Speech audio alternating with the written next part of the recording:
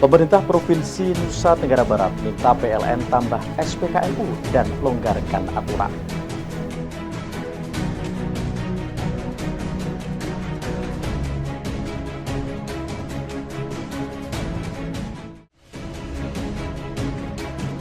Rupiah melemah, Jawa Barat bidik lonjakan Wisman saat libur sekolah.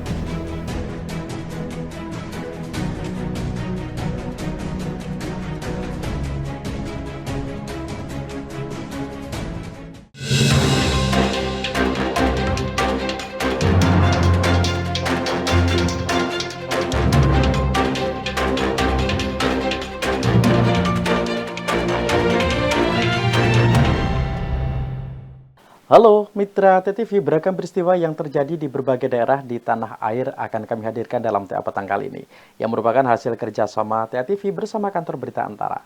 Edisi Minggu 14 Juni 2026 bersama saya Anton Sulistyo dan kita masuk ke berita pertama.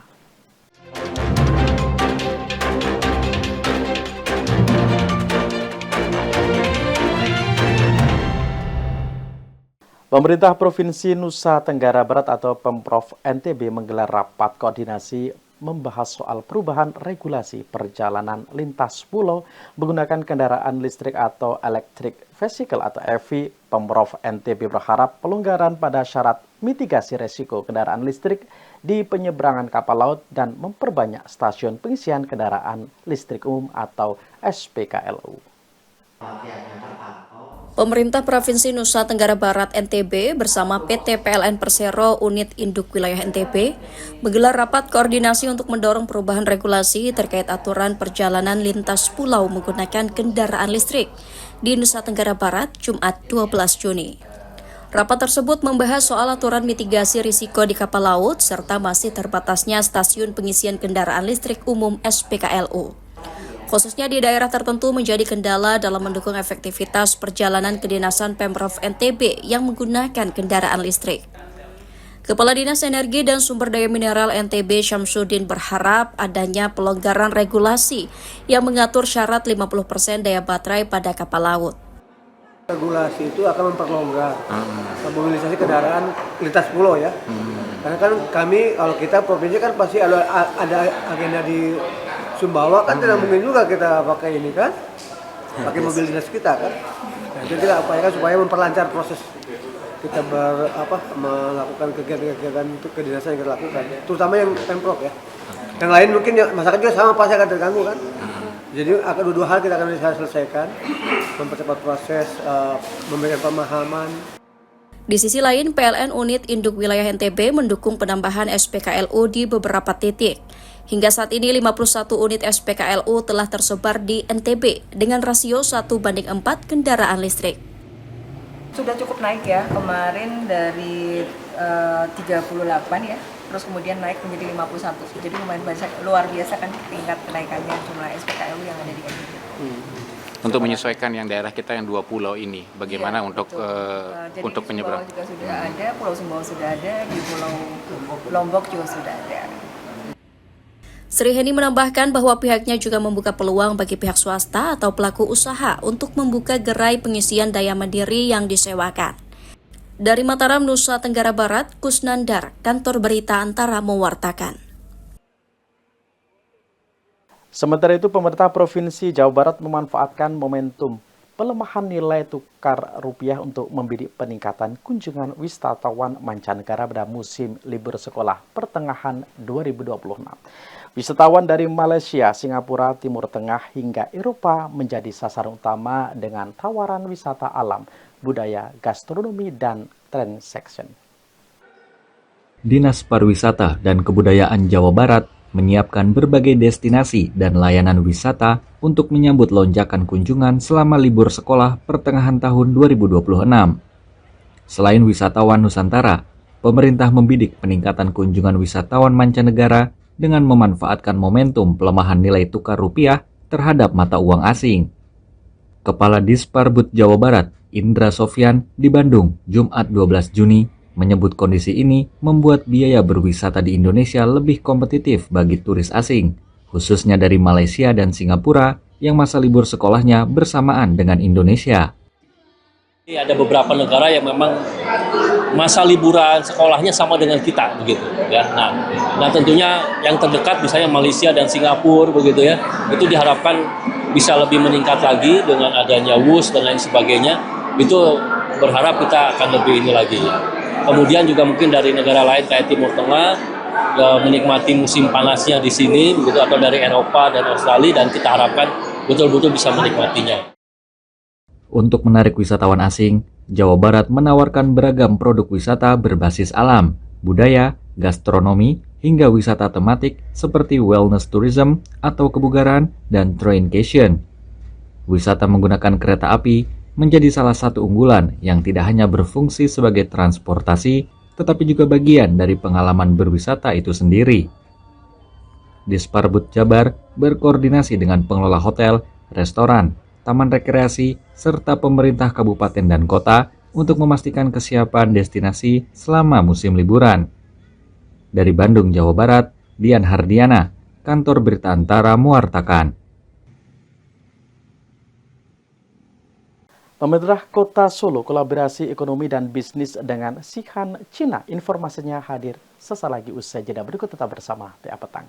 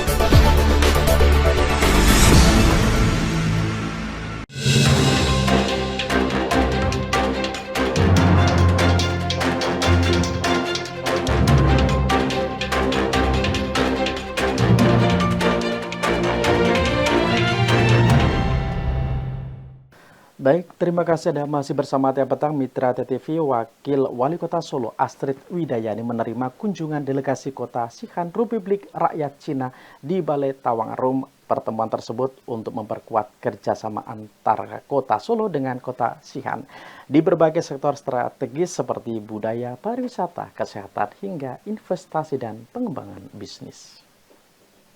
Wakil Wali Kota Solo Astrid Widayani menerima kunjungan delegasi kota Xi'an Republik Rakyat Cina dalam rangkaian kegiatan bisnis matching antara delegasi Xi'an dan Pemkot Solo di Balai Kota Solo pada Jumat 12 Juni. Astrid menyebut kunjungan ini merupakan tindak lanjut implementasi kerjasama antara Solo dan Xi'an. Delegasi yang hadir berasal dari berbagai sektor strategis, mulai dari pariwisata, ekonomi dan bisnis, kesehatan, hingga infrastruktur. Kunjungan delegasi Xi'an kemarin sudah dilaksanakan di bidang healthcare atau di bidang kesehatan dengan pengenalan pengembangan pengobatan tradisional. Ini juga mirip dengan yang ada di Kota Surakarta, misalnya bagaimana pengembangan jamu, kemudian pengembangan Surakarta sebagai kota wellness. Ini masih sejalan dengan apa yang dilakukan di Xi'an, sehingga pelaku-pelaku usaha di bidang wellness pada waktu itu juga merasakan beberapa pendekatan dan bagaimana mengemas produk dan jasanya.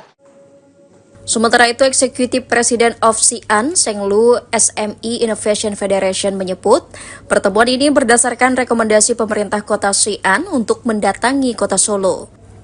Pemerintah kota Xi'an berharap bisa bekerja sama di bidang seni, pendidikan, hingga ekonomi.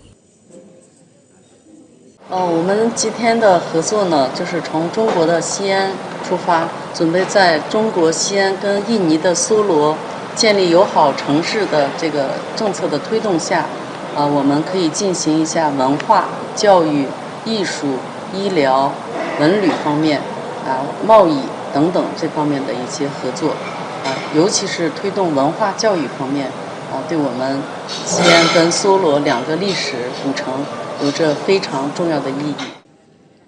Dengan adanya kerjasama tersebut, Astrid berharap diskusi dan pertemuan bisnis tidak hanya menambah wawasan bagi para pelaku usaha, namun membuka akses pasar internasional dan menghadirkan manfaat nyata bagi masyarakat kedua kota.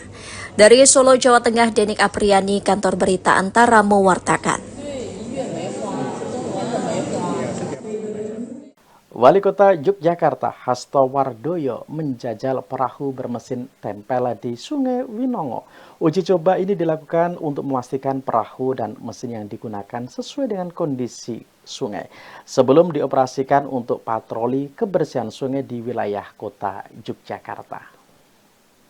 Pemerintah Kota Yogyakarta melakukan uji coba perahu mesin tempel di Sungai Winongo pada Jumat 12 Juni.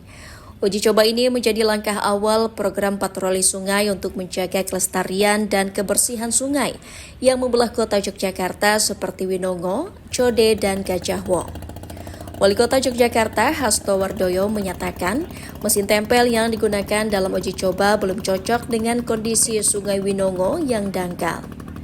Untuk itu pihaknya akan menggunakan perahu ketinting yang cocok untuk patroli di sungai-sungai dangkal. Perahu mesin tempel nantinya digunakan untuk patroli sungai, mengontrol kebersihan hulu dan hilir di wilayah Kota Yogyakarta, baik dari sampah maupun limbah berbahaya yang berpotensi mencemari aliran sungai. Untuk kontrol supaya orang-orang yang membuang sampah, mungkin ada limbah yang juga berbahaya masih di sungai itu bisa kita patroli terus dengan perahu itu. Nah, setelah itu mungkin saya akan melakukan ya semacam transformasi untuk kalau itu sudah lancar maka mahasiswa mau saja untuk mahasiswa kita gerakkan untuk kan sekarang banyak mahasiswa KKN dengan tematik sungai, pencinta alam, mahasiswa pencinta alam itu bisa kita gerakkan. Kedepan Hasto akan mengonsep sungai yang membelah Kota Yogyakarta dapat menjadi destinasi wisata yang dilengkapi dermaga kecil sebagai pemberhentian di titik-titik sentra UKM yang berada di tepian sungai. Dari Kota Yogyakarta, Daerah Istimewa Yogyakarta, Imam Prasetyo, Kantor Berita Antara mewartakan.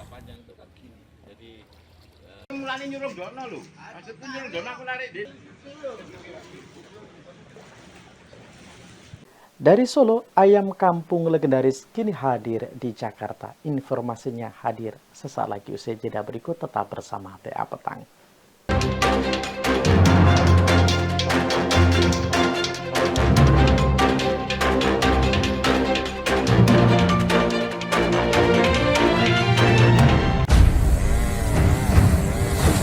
Setiap detiknya, dunia kehilangan beberapa titik pohon di hutan. Manusia serakah membuat rusaknya ekosistem hutan sebagai penahan air. Banyaknya hutan yang rusak akan membuat penurunan kualitas oksigen di muka bumi ini. Kurangi konsumsi air, manfaatkan lahan kosong untuk penghijauan. Biasakan buang sampah pada tempatnya.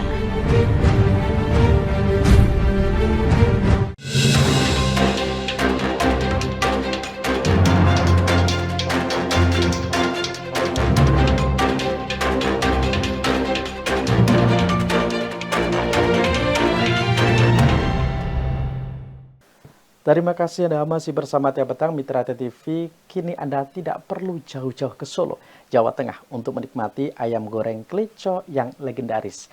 Jenama yang sudah dihadir sejak tahun 1989. Untuk pertama kalinya hadir di Jakarta. Lengkap dengan sambal terasi dan sambal bawang yang nikmat sebagai cocolan.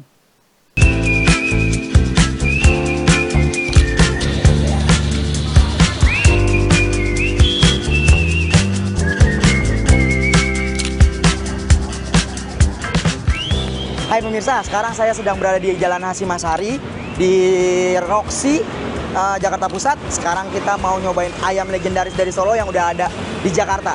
Namanya ayam Kleco. Yuk, langsung.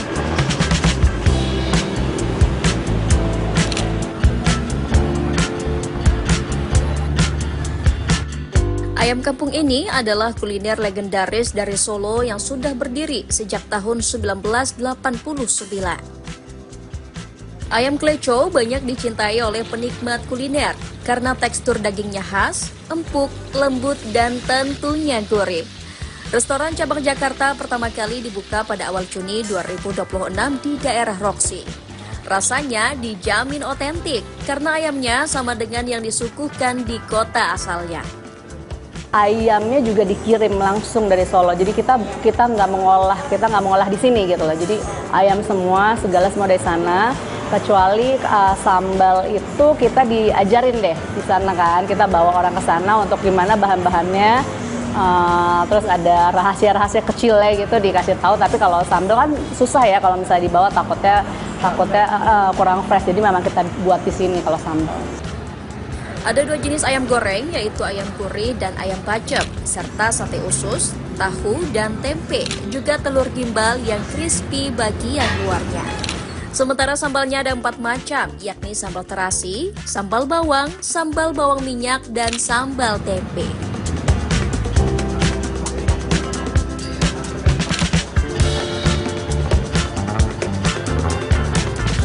Hai pemirsa, sekarang makanannya udah pada datang nih. Ada ayam goreng gurih, ada ayam goreng bacem. Kita cobain dulu yang ayam goreng bacem ya. Wow, mudah sekali diambilnya, robeknya. Kita cobain dulu yang ini. Oke, ada sambelnya juga. Kita cobain sambel terasinya dulu.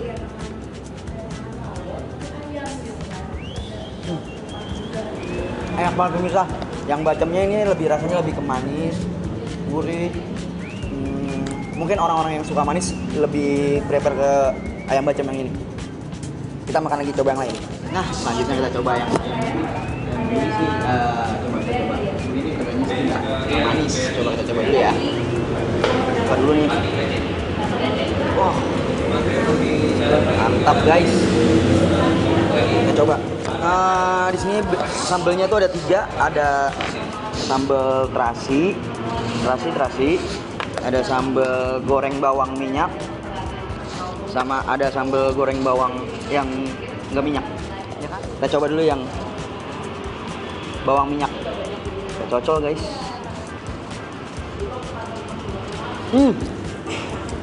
Enak banget. Pedesnya pedes banget, nampol, gurih, ada asinnya. Mungkin orang yang suka asin pedes, yang ini sih enak banget. Sekarang kita coba lagi. Telur gimbal namanya di sini. Ini telurnya sangat besar dan kita mesti coba dulu ya. Wah, kita coba pakai yang terasi. Yang terasi nih guys.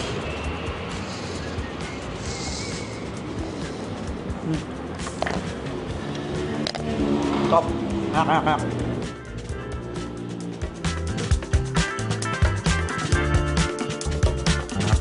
Selain di Roxy, restoran ayam ini juga akan hadir di 2 outlet baru di Jakarta Selatan tahun ini. Dari Jakarta, Nadine Yuniar, Aga Yuninda, Kantor Berita Antara mewartakan.